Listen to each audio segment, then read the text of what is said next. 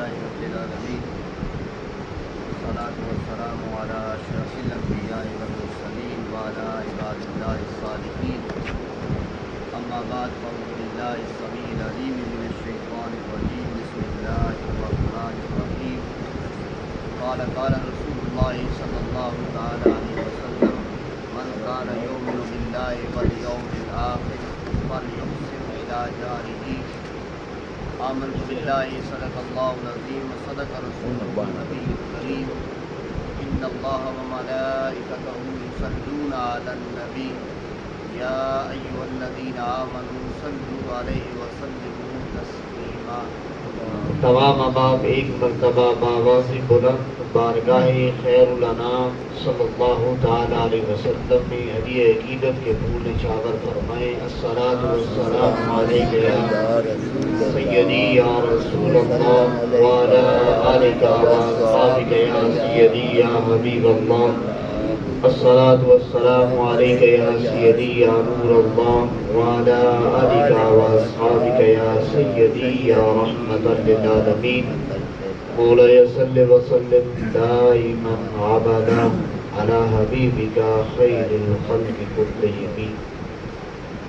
اللہ رب العزت کی حمد و ثنا حضور نبی رحمت جان کائنات جان جہاں صلی اللہ تعالی علیہ وسلم کی ذات اقدس پر کروڑ درود و سلام کے بعد میرے کریم آقا کائنات صلی اللہ تعالی علیہ وسلم کے عاشق اور غلاموں السلام علیکم ورحمۃ اللہ وبرکاتہ. آج ہم پھر درس بخاری کی سبحانی بابرکت اور خوبصورت مجلس میں حاضر ہیں. اللہ کریم اس درس بخاری کی برکت سے ہماری جوڑیاں رحمتوں برکتوں سعادتوں سے مالا مال فرمائے اور اللہ کریم ہمیں زندگی کا لمحہ لمحہ قرآن اور سنت کے مطابق گزارنے کی سعادت نصیب فرمائے. حضور نبی رحمت جان کائنات جان جہاں صلی اللہ تعالی علیہ وسلم کا فرمان اقدس میں نے آپ کے سامنے آپ کے گوش گزار کیا، جس میں میرے کریم نے ارشاد فرمایا من کان یؤمن باللہ فالیوم الآخر فلیحسن الی جارہ، کہ جو شخص اللہ اور اس کے رسول کی ذات پر ایمان رکھتا ہے وہ اپنے پڑوسی کے ساتھ اس نے سلوک کرے.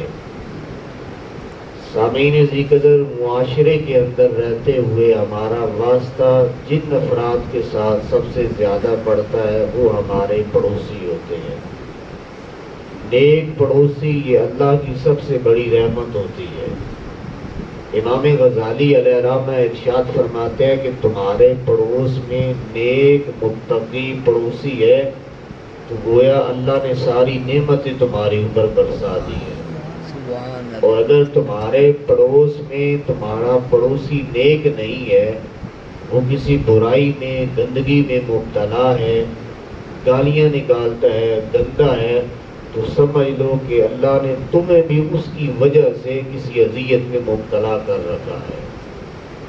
حضور نبی رحمت جان کائنات جان جہاں صلی اللہ تعالی علیہ وسلم نے پڑوسیوں کے بے حد حقوق بیان فرمائے. حضرت ابو ہریرہ رضی اللہ تعالیٰ عنہ ارشاد فرماتے ہیں کہ میرے کریم آقا کائنات صلی اللہ تعالی علیہ وسلم نے ارشاد فرمایا جبرائیل امین میرے پاس آئے اور پڑوسی کے حقوق بتانے لگے. اتنی پڑوسیوں کے بارے میں جبرائیل امین نے وصیت کی کہ میرے آقا کائنات صلی اللہ تعالی علیہ وسلم ارشاد فرماتے ہیں کہ مجھے گمان ہوا کہ کہیں میرا رب پڑوسیوں کو وراثت میں حصہ بھی نہ عطا کر دے. اتنے زیادہ حقوق اللہ کریم کی طرف سے پڑوسیوں کے بارے میں میرے کریم آقا کائنات صلی اللہ تعالی علیہ وسلم کی بارگاہ اقدس میں عرض کیے گئے. حضرت ابو ہریرہ رضی اللہ تعالیٰ عنہ ارشاد فرماتے ہیں، بخاری شریف کی یہ بھی حدیث مبارکہ ہے کہ صحابہ اکرام علیہ مجمعین نے ایک دن حضور نبی رحمت جان کائنات جان جہاں صلی اللہ تعالی علیہ وسلم کی بارگاہ اقدس میں عرض کی فلاں محلے میں ایک خاتون ہے، بڑی متقی ہے، نماز وقت پہ ادا کرتی ہے، صدقات و خیرات بھی کرتی ہے، نفلی روزے بھی رکھتی ہے، صرف ایک برائی ہے میرے کریم آقا کائنات نے ارشاد فرمایا کیا برائی ہے؟ آقا اپنی زبان سے پڑوسیوں کو اذیت دیتی ہے، پڑوسیوں کی غیبتیں کرتی ہے، برائیاں بیان کرتی ہے، گالیاں دیتی ہے۔ حضور نبی رحمت صلی اللہ تعالی علیہ وسلم نے ارشاد فرمایا پھر وہ عورت جہنمی ہے۔ الفاظ پہ غور کریں، متقی بھی ہے، پرہیزگار بھی ہے، 5 وقت کی نماز بھی پڑھتی ہے، روزے بھی رکھتی ہے، نفلی صدقات و خیرات بھی کرتی ہے، لیکن پڑوسی اس کی زبان سے اور اس کی حرکتوں سے محفوظ نہیں۔ حضور نبی رحمت صلی اللہ تعالی علیہ وسلم نے ارشاد فرمایا وہ جہنمی ہے۔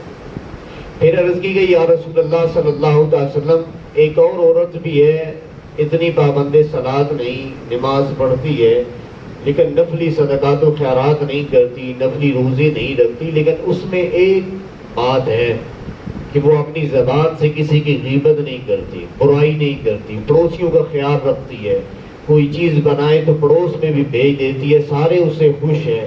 تو میرے کریم آقا کائنات نے ارشاد فرمایا وہ دنیا میں جنتی ہے۔ اس لیے حضرت عبداللہ ابن مسعود رضی اللہ تعالیٰ عنہ روایت فرماتے ہیں حضور نبی رحمت صلی اللہ تعالی وسلم نے ارشاد فرمایا جس کے شر سے پڑوسی محفوظ نہ رہے اللہ رب العزت اس کو جنت کی گہرائیوں میں ڈال دے گا۔ اور دوسری حدیث مبارکہ میں میرے کریم آقا کائنات نے ارشاد فرمایا کہ جس کے 3 پڑوسی گواہی دے دیں کہ فلاں شخص اچھا ہے تو اللہ اس کی بخشش فرما کے اسے جنت عطا فرما دے گا۔ اور یہ پرکھنے کا بڑا خوبصورت ایک طریقہ میرے کریم نے عطا کر دیا ہے۔ حضرت عبداللہ ابن مسعود رضی اللہ تعالیٰ عنہ دوسری حدیث مبارکہ روایت کرتے ہیں کہ ایک شخص حضور نبی رحمت صلی اللہ تعالی وسلم کی بارگاہ اقدس میں حاضر ہوا اور عرض کی یا رسول اللہ صلی اللہ تعالی علیہ وسلم میں آپ کی خدمت میں صرف اس لیے حاضر ہوا ہوں کہ میرا پڑوسی کیسا ہے، میں کیسا ہوں، اس بارے میں کیسا پتہ چلے گا؟ پڑوسیوں کے حقوق آپ نے بہت زیادہ بیان کیے اور میں چاہتا ہوں مجھے اپنے بارے میں بھی پتہ چلے کہ میں کیسا ہوں۔ حضور نبی رحمت صلی اللہ علیہ وسلم نے ارشاد فرمایا کہ اپنے بارے میں کسی کو بھیج کر اپنے پڑوسیوں سے پوچھ لے، اگر پڑوسی تیرے بارے میں اچھائی کی گواہی دیں تو اچھا ہے، اگر تیری پڑوسی کہہ دے کہ تو برا ہے تو پھر تیرے اندر برائی شامل آ۔ یعنی ایک پرکھنے کا پیمانہ ہے۔ انسان کی گواہی اگر اس کے پڑوسی دے دے اور اس کہہ دے کہ اچھا انسان ہے، اللہ انہی کی شہادت کے اوپر انسان کی بخشش فرما دے گا۔ سامعین ذکر حضور نبی رحمت جانے کائنات جانے جہاں صلی اللہ تعالی علیہ وسلم نے ارشاد فرمایا پڑوسیوں کے حقوق کیا ہیں کبھی تمہیں خبر ہے؟ صحابہ کرام علیہ مجمعین جانتے تھے، پھر بھی عرض کی نہیں یا رسول اللہ صلی اللہ تعالی وسلم مجھ ہمیں آج پھر ارشاد فرما دیں۔ حضور نبی رحمت صلی اللہ تعالی علیہ وسلم نے ارشاد فرمایا تمہارا پڑوسی بیمار ہو تو عیادت کے لیے جاؤ، مشکل میں ہے تو مدد کرو، اگر اس کو قرض چاہیے تو قرض ادا کرو، اس کو قرض دے دو، اگر کسی تکلیف کے اندر ہے تو جا کر اس کی تکلیف کو دور کرو، اسے خوشی پہنچی ہے تو جا کر مبارکباد دو، اور اگر وہ غم میں مبتلا ہے تو اس کو دلاسا دو، اس کے ہاں فوتگی ہو گئی ہے تو جا کے تعزیت کرو، اگر اس کا وصال ہو گیا ہے تو جا کر جنازے میں شرکت کرو، اور جب ہانڈی بناؤ تو شوربہ زیادہ کر دو، ایک پیالہ اپنے پڑوس میں بھی بھیج دیا کرو۔ پھر میرے کریم نے ارشاد فرمایا کہ جب گھر میں سامان لے کر آؤ، پھل لے کر آؤ یا کھانے کا سامان، تو یا تو پڑوس میں بھیجو ورنہ ڈھانپ کر لے آؤ تاکہ پڑوس کے بچوں کی نگاہ اس کے اوپر نہ پڑ سکے۔ یہ حضور نبی رحمت صلی اللہ علیہ وسلم کا فرمان ہے، اس میں بڑے راز ہیں۔ تاجدار کائنات صلی اللہ علیہ وسلم نے اس لیے ارشاد فرمایا کہ اگر تمہارے پڑوسی غریب ہیں تم لے کر آؤ گے تو شاید ان کے دل میں یہ جائے کہ امیر ہے، اپنی امیری دکھا رہا ہے، یہ ہر روز یہ کہتا ہے ہمارے پاس کچھ نہیں، احساس کمتری کا شکار ہو جائے۔ اس لیے بھی منع فرمایا کہ اگر پڑوس میں کوئی یتیم بچہ رہتا ہے اور آپ روز پھل لے کر آئیں تو بچے کے دل پہ گزرے گی کاش میرا باپ بھی ہوتا تو مجھے یہ ساری چیزیں عطا کرتا۔ اس لیے حکم یہ ہے کہ ڈھانپ کے لائی جائے چیزوں کو۔ اگر آپ تھوڑا سا پیچھے جائیں اپنے زمانے میں، ہمارے بزرگ پہلے بازاروں میں جاتے تھے تو کپڑے کے تھیلے ہوتے تھے، ان میں چیزیں ڈھانپ کے لاتے تھے۔ آپ میں سے ماشاءاللہ بزرگ بیٹھے ہیں، انہوں نے زندگی گزاری ہے. پہلے میں نے تو اپنے جو ہے 20 سال پیچھے جاؤں اگر میں دیکھوں میرے والد گرامی محلے کے بزرگ ہمیشہ تھیلا رکھتے تھے اور اس میں سامان لاتے تھے. اور میرے والد گرامی ہمیں سمجھاتے تھے کہ بیٹا جب بھی سامان لے آؤ تھیلے میں لے آنا ہوگا. میں بھی کبھی ضد کرتا شاپر میں کیا ہوتا ہے. وہ کہتے تھے لوگوں کی نظریں بڑی عجیب ہوتی ہیں اور اس وجہ سے نظریں بد بھی ہو جاتی ہیں. لوگ سوچتے ہیں آج کیا لے کے آ رہے ہیں آج کیا لے کے آ رہے ہیں. تو آج کل دکھاوا آ گیا. وہ کپڑے کے ہم نے تھیلے چھوڑ دیے. ہم شاپر بھی وہ لاتے ہیں جس میں صاف پتہ چلے. محلے میں روح پڑ جائے کہ ہم اتنا سامان روز گھر میں لے کے آتے ہیں, اتنا مال آ رہا ہے, اتنے کھانے پینے کی اشیاء ہمارے پاس آ رہی ہیں. تو حضور نبی رحمت صلی اللہ علیہ وسلم نے ارشاد فرمایا یا تو اتنا لے آؤ کہ پڑوس بھی کچھ بھیج سکو, اگر نہیں دے سکتے تو پھر چھپا کر لے آؤ تاکہ پڑوسی کی نگاہ تمہارے اس سامان کے اوپر نہ پڑ سکے. ایک شخص حضور نبی رحمت صلی اللہ علیہ وسلم کی بارگاہ اقدس میں حاضر ہوا, عرض کی یا رسول اللہ صلی اللہ علیہ وسلم پڑوسی نے بڑا تنگ کر رکھا ہے. اور یہ بات ہوتا ہے ایسے پڑوسی ہوتے ہیں بندہ تنگ پڑ جاتا ہے. میرے کریم آقا کائنات نے بڑا خوبصورت جملہ ارشاد فرمایا. حضور نے فرمایا اپنا سامان اٹھا کر گھر کے پیر رکھ دیں. یہ نہیں ارشاد فرمایا جا کے لڑائی کر اسے سمجھاتے ہیں اسے بلاتے ہیں, نہیں. یعنی میرے کریم نے فرمایا گھر سے سامان اٹھا کر باہر سڑک پہ سامنے رکھ دے. جو کوئی بھی گزرے پوچھے کیا ہوا ہے تو بتانا یہ پڑوسی تنگ کرتا ہے, اس کی شرارتوں کی وجہ سے تنگ آ گیا. اب اس نے سارا سامان اٹھایا اور اٹھا کے گلی میں رکھ دیا. اب جو بھی شخص گزرتا کہتا ہے بھائی کیا ہوا ہے سامان کیوں باہر رکھا ہے, یہ پڑوسی نے تنگ کیا ہے تو تنگ کرنے کی وجہ سے سامان باہر رکھا ہے تو گاڑی چھوڑ جاؤں گا. تو لوگ اس کو برا بھلا کہتے ہیں. جب پڑوسی نے یہ دیکھا نا کہ سارا محلہ مجھے لان تان کر رہا ہے, دوڑتا ہوا آیا ہاتھ جوڑ کے کہتا ہے یار مجھے معاف کر دے, ایسا میری شرارتیں نہیں ہوں گی اور میں کبھی تمہیں تنگ نہیں کرتا. یہ حضور نبی رحمت صلی اللہ علیہ وسلم کی تعلیمات ہے. ہم نے ان تعلیمات کو یکسر بھلا دیا ہے. ہمارے ہاں کیا ہے شادی ہو ہم اتنے اونچے آواز میں ڈگ لگاتے ہیں کہ ہمیں پرواہ ہی نہیں ہوتی کہ پڑوس میں کوئی ایسا شخص بھی بیٹھا ہے لیٹا ہے جو بیمار ہوگا اور ہمارے اس ڈگ چلانے کی وجہ سے وہ سو نہیں سکے گا. ہمارے ہاں یہ ہے کہ گھر کے سامنے کام کروائیں, اتنی بڑی تھلی بنا دی جناب, آگے تھڑا بنا دیا, سیڑھیاں بنا دی, بے شک پڑوسی کو تکلیف ہوتی ہے ہوتی رہے. ہم نے بس اپنے الو کو سیدھا کرنا ہے, اپنا کام سیدھا کر دیتے ہیں. اکثریت اپنے گھر کی صفائی کرتے ہیں اٹھا کے کوڑا کر دوسرے کے گھر کے آگے ڈال دیتے ہیں. یہ میرے آقا کائنات نے بڑے سختی سے منع فرمایا اور حضور نے ارشاد فرمایا یہ یہودیوں کا طریقہ تھا. وہ اپنے گھر سے صفائی کرتے اور لوگوں کے دوسروں کے دروازوں کے اوپر ڈال دیتے. حضور نے فرمایا میرے امتیوں کا یہ طریقہ نہیں ہے. تو سامعین ذی قدر امام زہری علیہ رحمہ ارشاد فرماتے ہیں کہ ایک شخص نے حضور کی بارگاہ اقدس میں پڑوسی کی شکایت کی. میرے کریم نے حضرت بلال حبشی کو ارشاد فرمایا مسجد نبوی کے دروازے پہ کھڑے ہو کر اعلان کرو مدینے والوں 40 گھر ہمسائیگی کے حقوق میں شامل ہیں. تو امام زہری فرماتے ہیں دائیں طرف بھی 40 ہاتھ گھر, بائیں طرف بھی 40 گھر, سامنے بھی 40 گھر اور انسان کے جو ہے کمر پیچھے بھی 40 گھر, یعنی چاروں طرف 40 گھر انسان کی ہمسائیگی میں شامل ہے. اور اس بارے میں انسان سے سوال کیا جائے گا. اس بارے میں دیکھیں تو پھر پورا محلہ ہی ہمارا ہمسائیگی میں داخل ہے. اس لیے حضور نبی رحمت صلی اللہ علیہ وسلم نے ارشاد فرمایا مومن وہ نہیں جو خود تو پیٹ بھر کے کھانا کھا کر سوئے اور اس کے ہمسائیگی میں کوئی شخص بھوکا اور پیاسا رہے.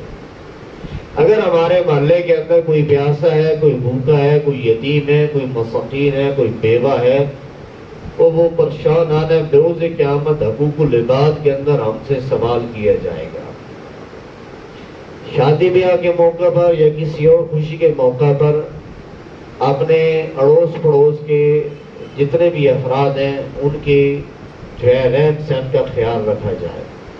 اور پڑوسیوں کے بارے میں یہی حکم ہے کہ جب خوشی کا موقع ہے بڑھ چڑھ کر ان کے ساتھ شریک ہو. غم ہو تو پڑوس میں شرکت کریں, دکھ درد بانٹیں. آپ جتنا لوگوں کے دکھ درد بانٹیں گے اللہ اتنے ہی آپ کے دکھ درد کو دور فرما کے رکھ دے گا.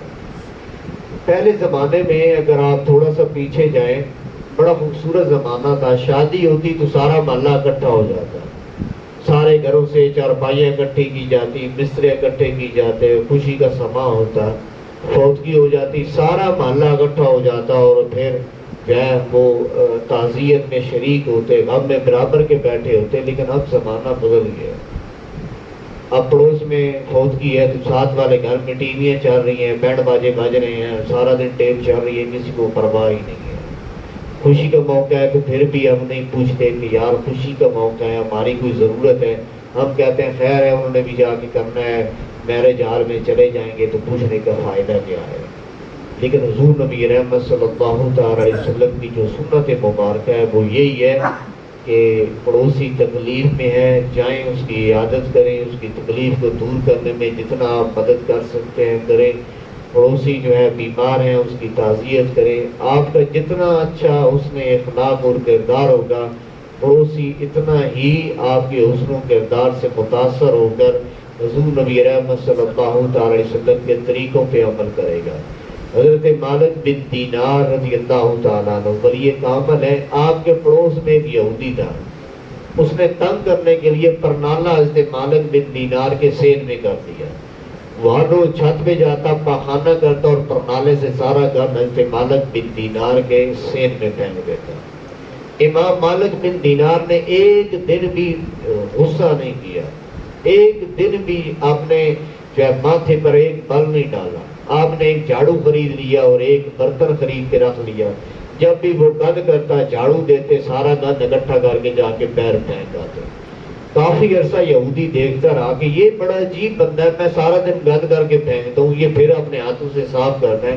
اس نے کبھی گلہ نہیں کیا, کبھی شکوہ نہیں کیا. تو ایک دن وہ یہودی حضرت مالک بن دینار کے دروازے پہ آیا اور اس نے کہا, مالک بن دینار ایک بات تو بتا, میں پخانہ کر کے پھینک دیتا ہوں, گندگی کرتا ہوں, تو صاف کر دیتا ہے, کیا تجھے ناگوار نہیں گزرتا؟ مسکرا کے کہنے لگے, جو بھی ہے, چاہے تو جو ہے اسلام سے دور ہے, یہودی ہے, جو بھی ہے, لیکن ہے تو میرا پڑوسی نا. میرے کریم نے حکم دیا ہے پڑوسی کا خیال رکھنے کا. تو جتنی اذیت دے میں اتنی برداشت کرتا رہتا. اس نے کہا, تیرے نبی نے کیا تعلیمات دی ہیں؟ آپ نے تعلیمات بیان کی, قرآن پڑھا, حدیث پڑھی. یہودی نے کہا, مالک بن دینار ہاتھ پیر نکال, میں تیرے ہاتھ پہ آج کلمہ پڑھنا چاہتا ہوں. ہماری حالت کیا ہے, آپ نے محفل کرنی اور پورا محلہ بند کر کے رکھ دیں. ایسی محفل کا کوئی فائدہ نہیں.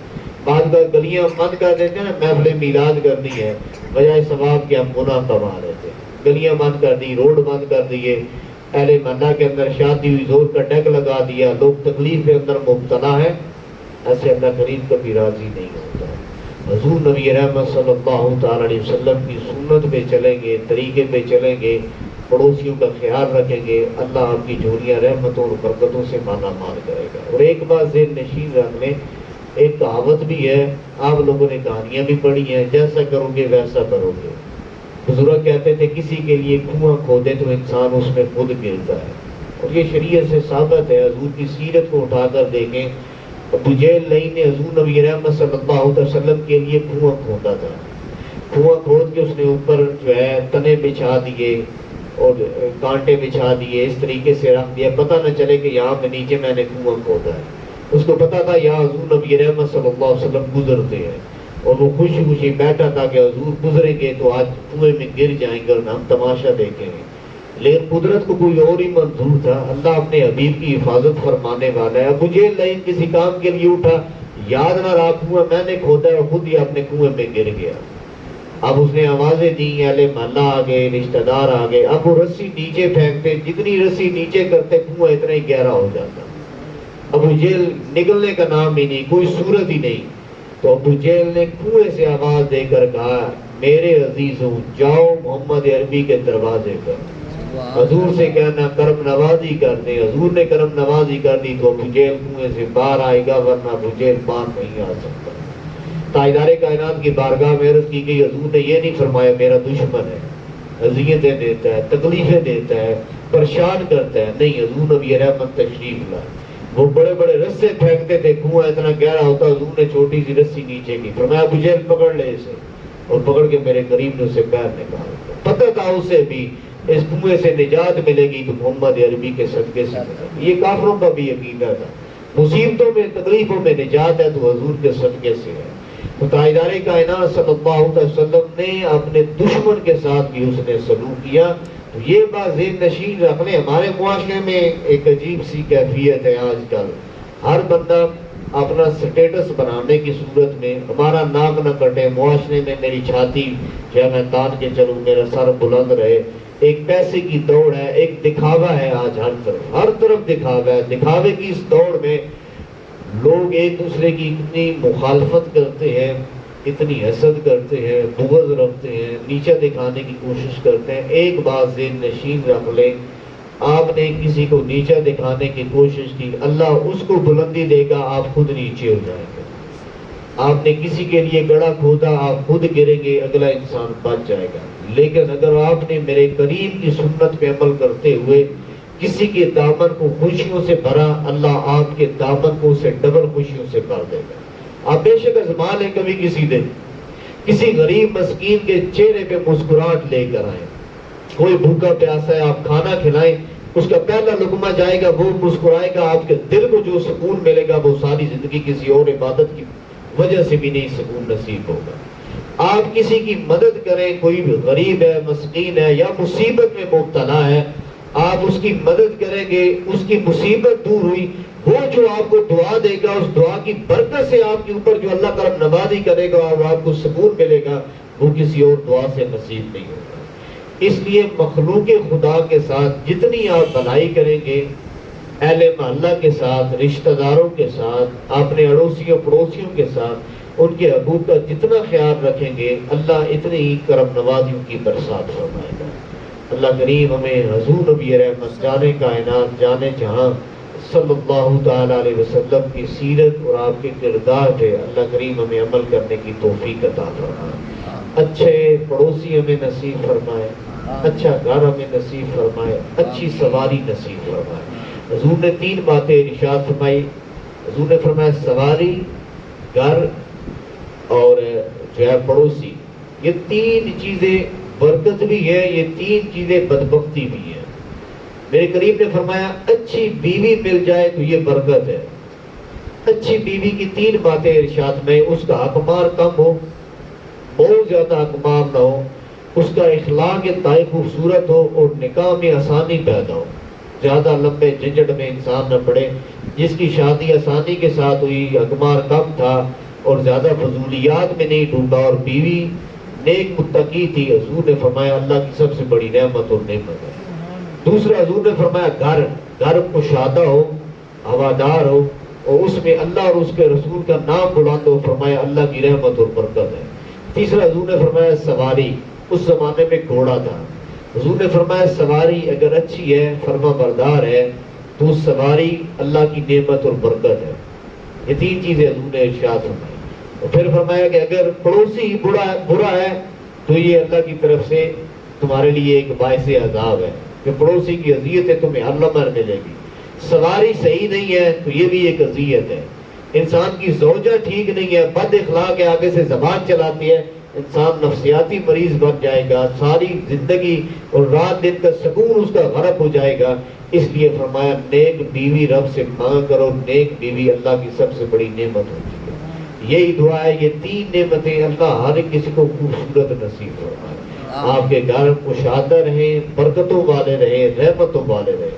اللہ آپ کو سواریاں دے، وہ دے جن میں برکتیں ہوں۔